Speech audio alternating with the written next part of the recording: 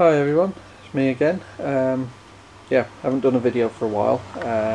My Mustang GT is due for an oil change. Well, I think it's due anyway. It's not really according to the service thing, but I like to. It's only done 5,000 miles now, so I wanted to get an oil change in. Just to get, it's had one already, but just to get a second one in at 5,000 miles, and then it can go to the dealer for the next one for the service. So basically what I thought was pretty horrible outside, as you can see, blowing a gale. Nice and cosy in my garage. I've just been out for a run, so the engine's all nice and warm. Ideal time to do an oil change. I've got nothing else to do, so that's what I'm going to be doing. So I'm just going to back the car out, turn it round, close the garage door down, and we'll go through how to do an oil change on a Mustang GT.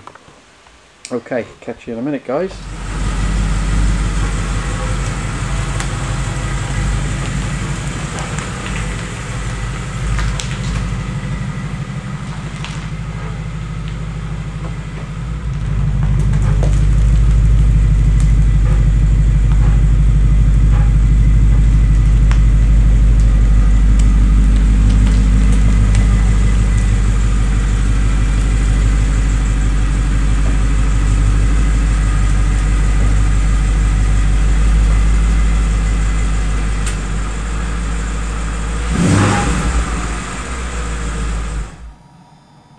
Okay, before we start, I think it's always a good idea to reset your oil monitor, and then you won't forget to do it later. So that's the first thing I'm going to do, by going into the menu, settings, vehicle settings, oil life reset.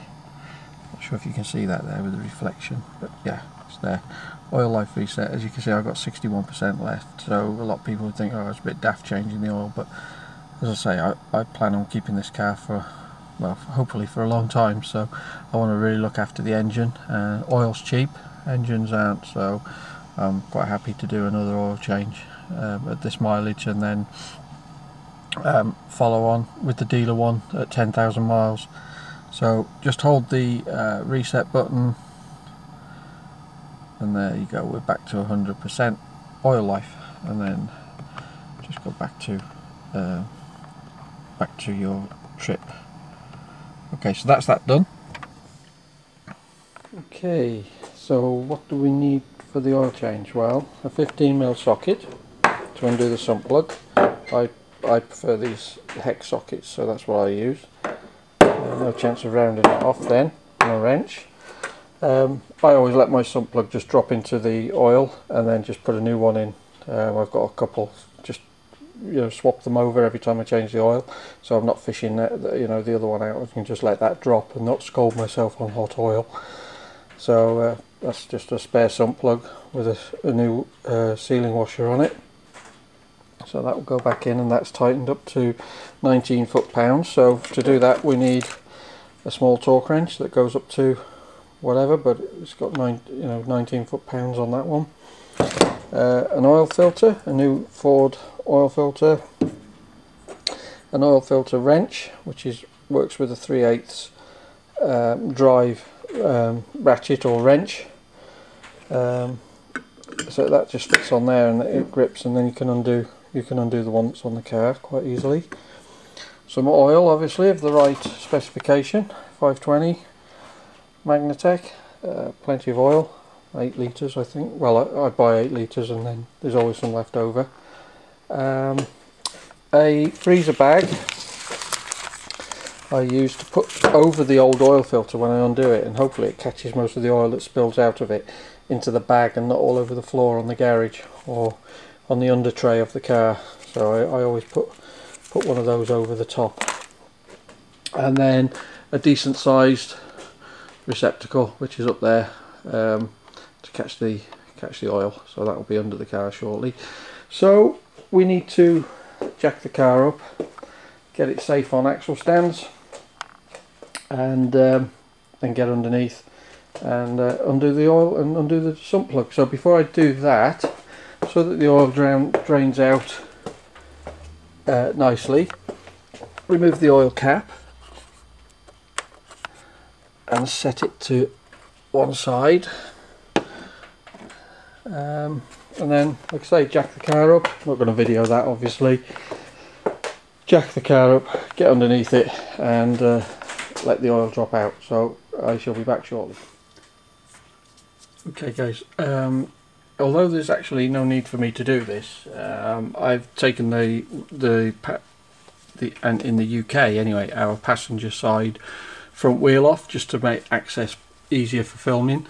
But if you're doing it by yourself in your garage, you don't need to do that, because it's only for the camera. So right, the oil filter is behind this plastic cover here. You can't actually remove it without removing the air box, because it's held on with a couple of little plugs from behind, the little push pins. So all you need to do is reach in and bend it so that it's out the way really.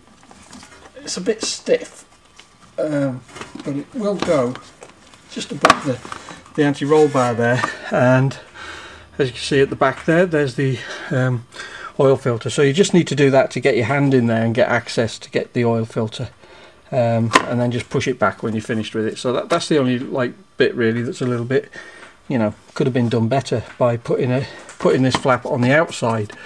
Would have been better than on the inside, but anyway, it is where it is, so you have to deal with it. So yeah, so that's that. Sump plug is very simple. It's right at the back of the sump. Not sure if you can see it from here, but yeah, it's at the back, and it's a 15mm, and I'm just about to undo it now and let the oil drain out. So don't think you need to see that really. Well, I'll lower the camera and you might be able to see what I'm up to. Unlikely, I think, because it's a bit tight in there. Let's have a look. Yeah, maybe you can see what I'm up to. Okay, so I've got my oil receptacle there. I've got my 15mm socket on a wrench. There's some heat coming off this engine because I've just been out for a nice drive actually, and it's a good time to change the oil. So remember, lefty loosey, righty tighty, and there we go, that's it, loose. So just don't want to burn my fingers because this oil is hot. So what I'm going to do is just spin that sump plug and it will drop straight into the receptacle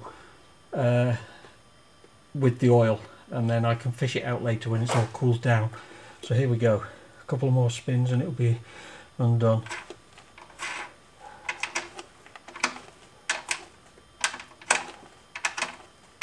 There we go, done. So that's draining nicely and I didn't burn myself.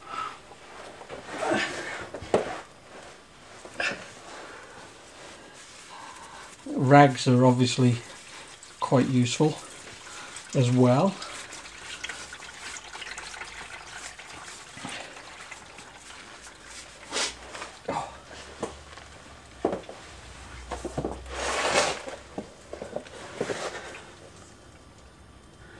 Yeah, you can just see the oil, the old engine oil pouring into the bucket there. They take quite a bit of oil, these. I need to go and check the manual afterwards and find out exactly how much, but I think it's about 6-7 litres, something like that. I like to measure it when I put it in as well. I don't just tip it in and hope for the best, actually measure it out and see what you're putting back in. Okay, so while that drains, I will set up for undoing the oil filter, and hopefully you can see that as well. I'll just leave that draining for 5 minutes or so before I put the new sump plug back in. Okay guys, so that's the sump emptied. So I'm now going to refit the spare plug that I keep and tighten it to the correct torque.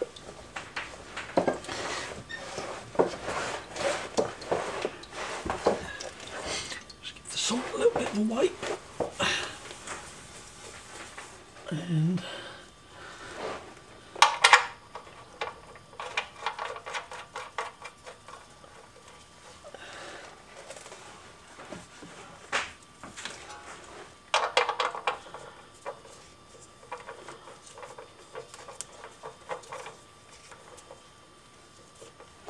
just nip it in with a normal ratchet first, and then just use the torque wrench, give it a wipe, and then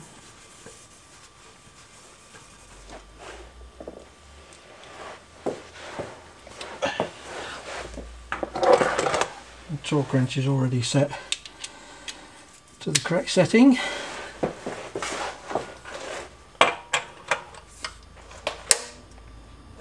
And that's it. So that's the sump part done. Now we move on to the oil filter.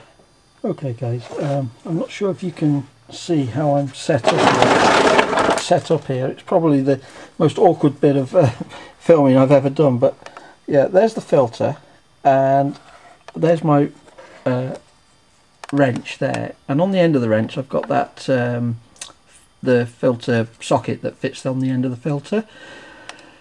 So basically all I have to do is, if you could see, I don't know if you can see it, there's the filter cap there. So all I have to do now is twist that, and as you can see the filter's coming loose.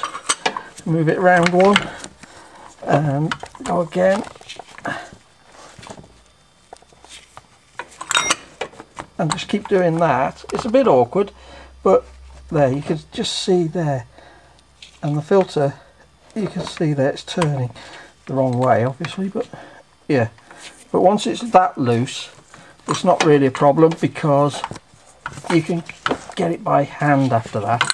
So yeah, this is easier than I did it the last time when I didn't have this this filter spanner. So yeah, it's coming. So I'm pretty sure I can get my hand in there now. And there's the filter, there's my hand, and I can now, it's loose enough that I can turn it by hand, and it's coming loose nicely. So there we go. I forgot my plastic bag, didn't I? I think it's a bit too late for that now. Well, maybe. No, it's dripping. Yeah, it's dripping, but it's going into the bucket, so that's okay. So I'm just going to let that drift down. I'm not going to bother with the plastic bag. I thought it was a good idea, but yeah, it's all going into the bucket anyway, so that's fine. I'll just let that oil filter drain for a little while, get the worst of it out, and then I'll fit the new one. It's coming off quite easily now. Right, well, we had a tiny little bit of spillage there, but nothing major. So, you know, undoing an oil filter is always a bit messy anyway. It doesn't matter how hard I try to not make a mess, I always end up making some sort of a spillage. There we go. So just so you can see, this I bought off eBay, fits the Ford oil filter, just so you can see how it works really. This is when the filter's on the car, obviously. It just fits on the end, and it, as you can see, it grips it there. And what I used was, it's got a 3/8 drive in the end, so there's just enough access to get that 3/8 drive in the end there, and then obviously just turn it anti-clockwise, and you only need to turn it half a turn, and then it'll come by hand anyway. So not even half a turn, a quarter of a turn. So you know, you don't need a ratchet on it or anything like that, because you can't get the angle's a bit funny, so you're sort of doing it at that angle rather than directly like that. It's a bit awkward, but there's just enough room to do that, so I'm glad I bought that. It was £15, that was, off eBay. And there you go, you can see the part number there. It's a wrench, oil filter, a 25400 cap wrench. I think they do them with different amount of flutes, but I don't think it matters, 15 or 30 or something, but anyway, it works. So yeah, I'm glad I bought that, because last time I really did struggle with it. Okay, so putting the new oil filter back on is a simple case of a little bit of fresh oil around the O-ring here, and then I have a pair of special gloves for doing this, that I don't use for any other job, and they've got like this rubber backing on them. A pair of marigolds or anything like that will do, but they give you a good grip then. You're dealing with a clean oil filter, clean gloves, and you can get a good grip and get it nice and tightened down firmly without over tightening it. And you'd never over tighten it by hand, I wouldn't imagine. Well, I certainly wouldn't, I'm not strong enough. But you only need to get it so that it bottoms out on the ring, and then another, you know, half a turn or so if you can. It's not going to come off. So yeah, pointless. Sometimes people prime the oil filter. Pointless on this, because when it's going in like that, and you'll just spill the oil. So just put a little bit of oil on the O-ring and leave it at that. Fit it, and then top the engine up with oil, and start the car up, and it'll prime itself in that way anyway. So that's what I'm going to do now. I'm not going to film it because it's just too awkward. You're not going to see much anyway. And then I'll come back when we get to topping the oil up. And also I want to empty my catch can, because it's been some time since that's been emptied, and I want to see how much oil is in it this time. So we'll do a bit of a video on that as well. Okay, so wheel back on and torqued to the correct setting, and the car is now on level ground. So time to put the oil in. The book says that it takes, with a filter change, it takes 7.6 litres. I've already put 6 litres in. I've got another 0.6 of a litre here to go in, so I'm going to put 6.6 litres in, start it up, let it settle, switch it off, let it settle, and then check it and then top up as necessary. One other thing I'd just like to remind you of as well is, if you do this job, when, I didn't say it at the time but I should have done, when you remove your old oil filter, make sure that the O-ring that belongs with that filter comes off with it. Sometimes they have been known to stick to the engine, and then when you put your new one on, obviously you've got two seals there, they don't work together, and you'll have a massive leak and could damage your engine. So just make sure that the old seal comes away with the old filter. So yeah, so I'm just going to put the last 0.6 of a litre in. So I've got 6.6 litres in here now of the correct grade, 520 synthetic oil. I'm hoping this engine, if I look after it properly, will do, you know, crazy mileage. 200,000 miles it should do. There's no reason why it shouldn't if it's looked after correctly. And regarding sort of doing your own oil changes and stuff like that, for me it's not about saving money or anything like that. It's just about the satisfaction of doing the job. I enjoy it, you know. It gets me out of the house, keeps me moving. I'd soon seize up if I didn't move around a bit. So yeah, it's more to it than just saving money. It's just the satisfaction of doing the job yourself, really. Like I say, I quite enjoy it. So there goes the last 0.6 of a litre. So there's 6.6 litres in there now.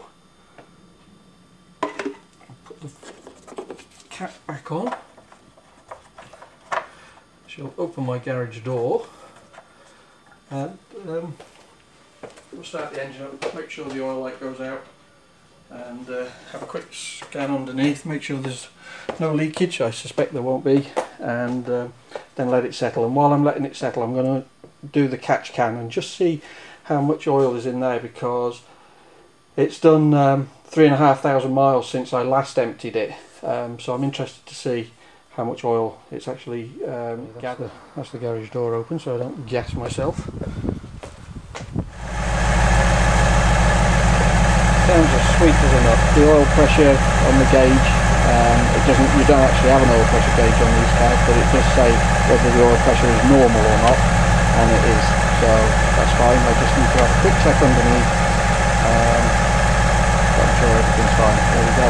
So let's get on with the catch can, see what we've got in there. I'm interested to see that.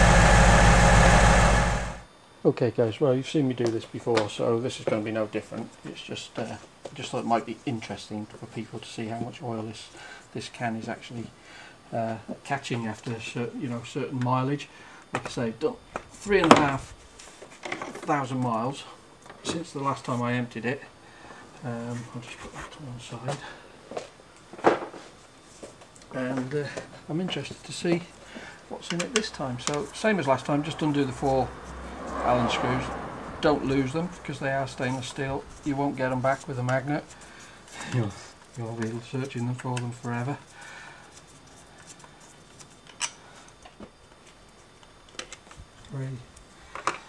one last one in the back there.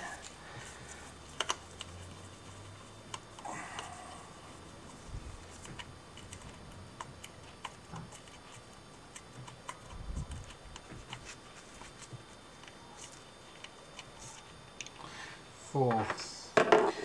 Okay. Just twist the top out of the way. That's not too bad. Not too bad. Well, I've got 50 milliliter. Yeah, 50 milliliter syringe here. So let's start sucking, as they say, and see what we get out of it.